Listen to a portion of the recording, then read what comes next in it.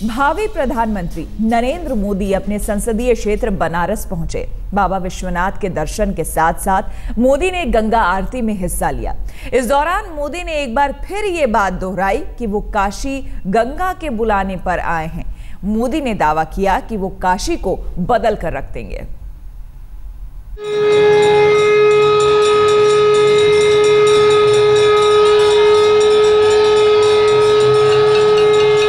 सूर्यास्त हो गया है। काशी की सड़कों में सांझ उतर आई है। काशी नगरी में हमेशा की तरह गंगा शांत है, लेकिन काशी के घाट जगमगा रहे हैं। घाट में कोलाहल है, कौतूहल है।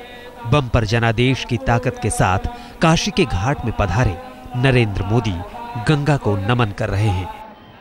मां गंगा ने मुझे बुलाया, ये शब्द मेरे भीतर से उठे हुए शब्द थे। शायद वो शब्द भी नहीं थे, मेरे अंतर मन में चल रही एक आध्यात्मिक प्रवाह की शब्द रूपी वो अभिव्यक्ति थी। और मैं आज भी जब मां गंगा के चरणों में आया हूं, उसको और अधिक गहराई से अनुभव कर रहा हूं। गंगा के घाट पर चुपचाप प्रवाह को निहारते मोदी जब भाषण देने उठे तो उनके मन में बनारस के लोगों के लिए आभार तो था, लेकिन मोदी ने साफ कर दिया कि वो काशी सिर्फ गंगा के लिए आए हैं। ये भरपूर आपका प्यार, हर गली मोहल्ले पर लगे हुए मोदी के पोस्टर, वो मुझे आपका नहीं बना सकते।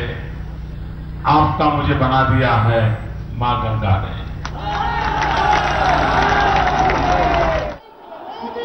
नरेंद्र मोदी ने चुनाव के दौरान गुजरात के विकास का डंका पीटा।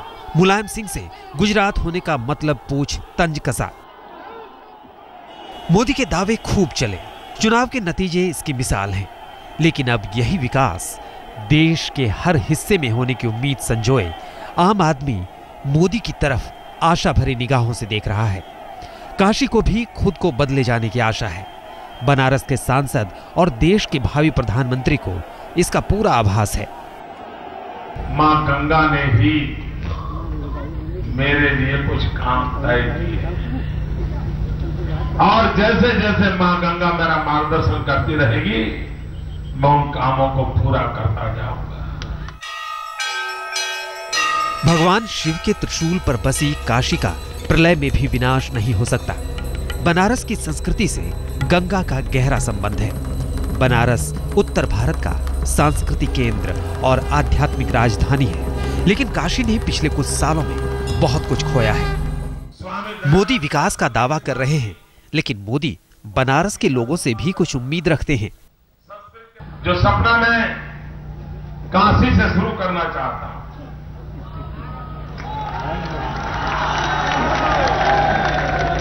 लेकिन वो काम सरकार नहीं कर सकती, काशी के नागरिक ही कर सकते। क्यों चुप हो गए? मैं जानता हूं काशी वालों से कोई काम करवाना बड़ा कठिन होता है। बनारस में मोदी ने दिल खोलकर संदेश दिया, लेकिन इस संदेश में एक बात साफ थी, मोदी बनारस के लोगों से भी अपेक्षाएं रखते हैं। वो चाहते हैं कि शहर की तस्वीर बदलने में काशी के लोगों का भी सहयोग मिले। वाराणसी को यूनेस्को के माध्यम से धरोहर नगरी बनाने के लिए सालों से चल रहे प्रयास का कोई नतीजा नहीं निकला है। गंगा नदी को राष्ट्रीय नदी तो घोषित किया गया, पर हजारों करोड़ के सरकारी प्रयासों के बावजूद गंगा का प्रदूषण खत्म नहीं हुआ है। इतना ही नहीं, पूरे बदहाली ने इस शहर के बौद्धिक शीर्ष विद्वानों को वाराणसी छोड़ने पर मजबूर कर दिया। मोदी ये सब जानते हैं। तस्वीर बदलने से पहले मोदी लोगों को इस बदलाव के लिए तैयार रहने का आह्वान कर रहे हैं। भारत जब जगत गुरु था, तब बनारस राष्ट्र गुरु था, और जब तक बनारस राष्ट्र गुरु नहीं बनता, भारत जगत गुरु कैसे बन सकता? जाहिर है मोदी बम्पर विजय से उत्साहित हैं। न सिर्फ बनारस बल्कि पूरे देश की तस्वीर बदलने का दावा करते हैं। हालांकि 125 करोड़ की जनता को सपना दिखा रहे भावी प्रधानमंत्री नरेंद्र मोदी के सामने चुनौती भी कम नहीं है। ये भी एक शाश्वत सत्य है कि जनता को बदलाव चाहिए, और वो भी जरा जल्दी। आज तक ब्यूरो। भावी प्रधानमंत्री नरेंद्र मोदी ने काशी की जनता को दिया है मिशन सफाई का भरोसा। मोदी ने कहा है कि वो महात्मा गांधी के साफ सुथरे भारत का सपना पूरा करना चाहते हैं।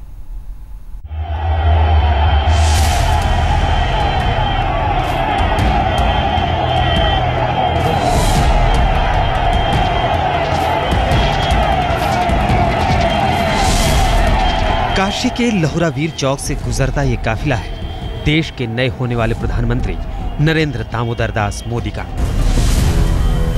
मोदी दशाश्वमेध घाट पर आरती के लिए जा रहे थे। सड़क के दोनों छोर पर खड़ी जनता मोदी के दीदार को बेकरार थी। तो वहीं मोदी के मन में पल रहा था पोरबंदर में जन्मे मोहनदास करमचंद गांधी का सपना और मिशन बनारस का प्लान, जिसका खुलासा मोदी ने गंगा आरती के बाद किया।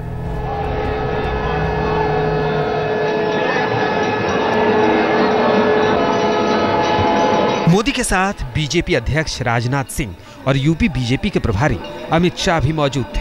चुनाव से पहले अमित शाह के कंधों पर ही मोदी के लिए काशी फतेह की जिम्मेदारी थी। नामांकन करने पहुंचे मोदी का ये रोड शो आप अब तक नहीं भूले होंगे।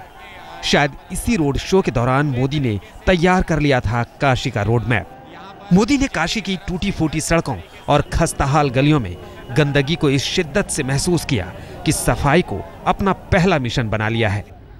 काशी को आध्यात्मिक राजधानी बनाने की पहली शर्त है काशी साफ सुथरा स्वच्छ हो।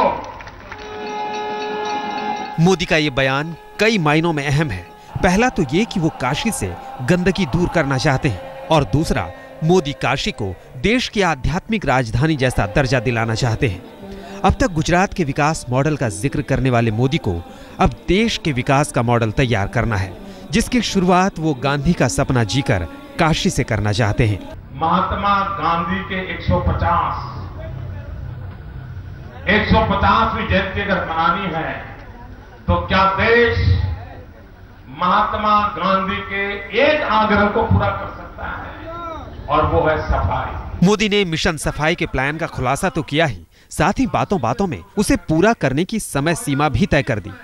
उनकी मंशा है कि 2019 में जब देश बापू की 150वीं जयंती मनाए, काशी चमचमाता सिंगापुर नजर आए। हमारे लोग जब सिंगापुर जाते हैं तो आकर के कहते हैं भाई सिंगापुर इतना बढ़िया है, कोई कूड़ा कचरा नजर नहीं आता है।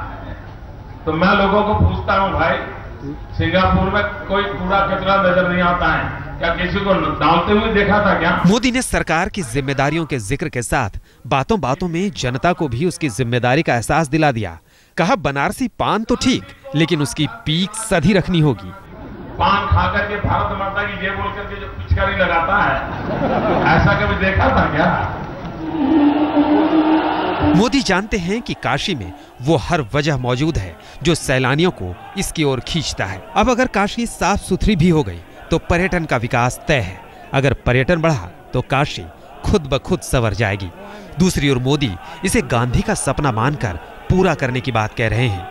वो गांधी जिनकी नीतियों पर कांग्रेस पेटेंट जैसा व्यवहार करती है।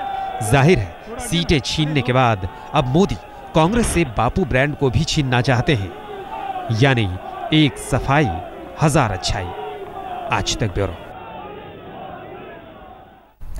जिस गंगा आरती की इच्छा नरेंद्र मोदी के मन में अधूरी रह गई थी, वो पूरी हो गई। नरेंद्र मोदी ने बीजेपी अध्यक्ष राजनाथ सिंह और अमित शाह के साथ भव्य गंगा आरती में हिस्सा लिया।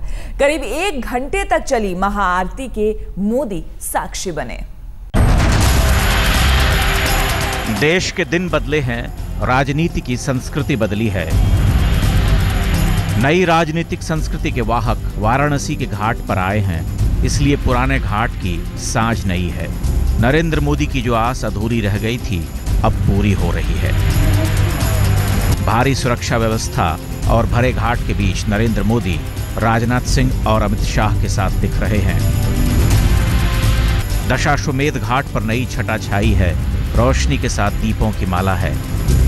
नरेंद्र मोदी आए, सीढ़ियां उतरकर गंगा मैया के पास गए, पंडितों के मार्गदर्शन में गंगा की पूजा की।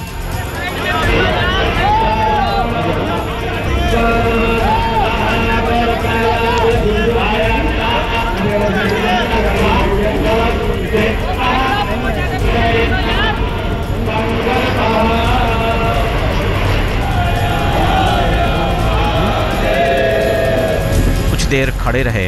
अनंत समय से बह रही गंगा के सामने भारत का समय बदलने वाले नरेंद्र मोदी चुपचाप गंगा का प्रवाह देखते रहे।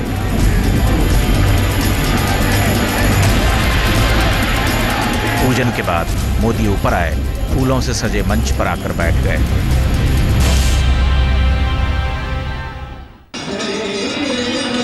अब आरती की तैयारियां शुरू हो गईं। घंटा घड़ियालों के बीच भजन बज रहे थे, पंडित मंत्रोच्चार कर रहे थे। मोदी इस महाआरती के साक्षी बने, चुपचाप वाराणसी का वैभव देख रहे थे, जिसने उन्हें जीवन में सब कुछ दे दिया है।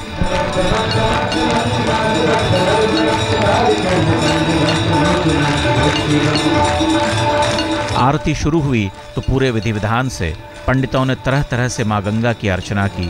कभी धूप, कभी भस्म, कभी जल, कभी नाद, कभी फूल, कभी दीप। सौंदर्य अनुपम था, साक्षी मोदी थे। बैठे बैठे देखने से मन नहीं भरा तो घाट पर बने मंच के किनारे आए, वहां से गंगा आरती को देखा। कुछ देर देखते रहे, निहारते रहे।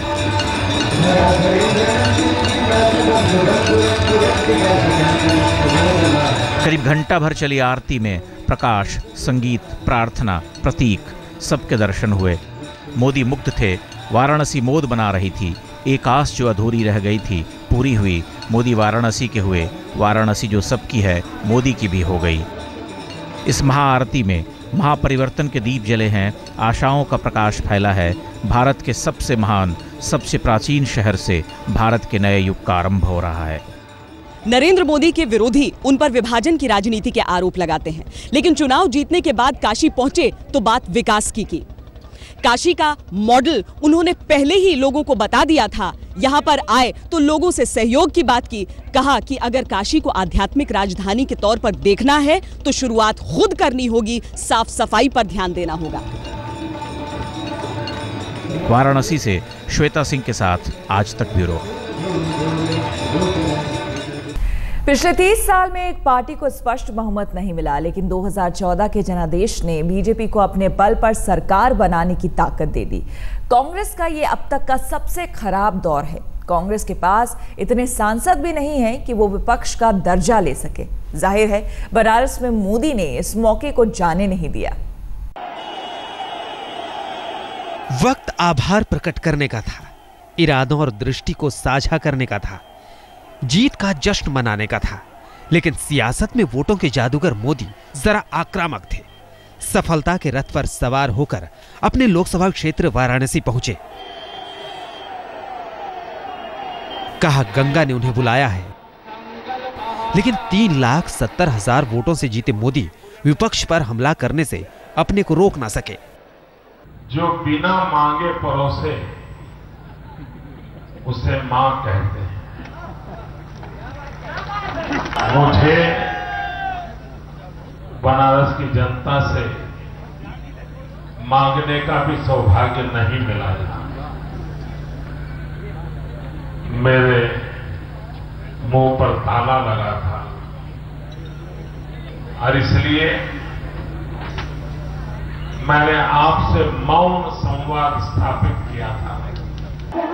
चुनाव के दौरान सैकड़ों जनसभाएं कर चुके मोदी को वाराणसी में चुनाव प्रचार न कर पाने का मलाल है। मोदी का दावा ये कि वो आना चाहते थे लेकिन आ ना सके।